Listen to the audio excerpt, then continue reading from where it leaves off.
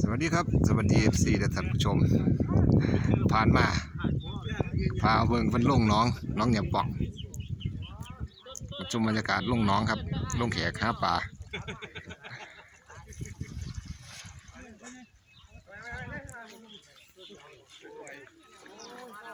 ถ้ากันยืนตะโคจะเคซื้อปลาบ่มีบ่จัก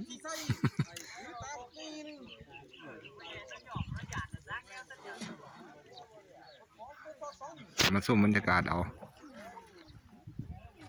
แง่บูมีเผาก็มีบ้านนี้โอ้ยมีส่วนหมด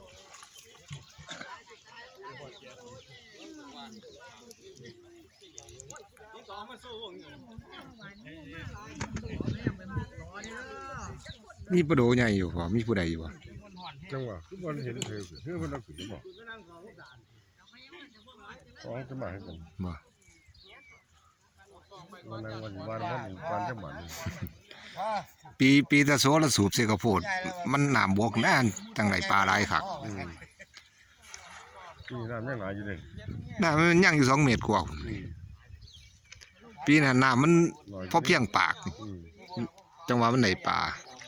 ลาน้องนี่มันหลายอยู่นี่เขามาใส่เบ็ดเท่านึงใส่เบ็ด20 อัน6-7 ตัววันนี้ตั้งแต่น้ำมันยังอยู่ผีละเอาเนี่ยกับปูใส่มาใส่เท่านึง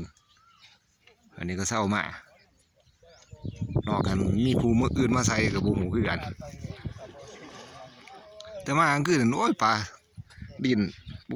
ปลาอยู่มันปลาเรียกไว้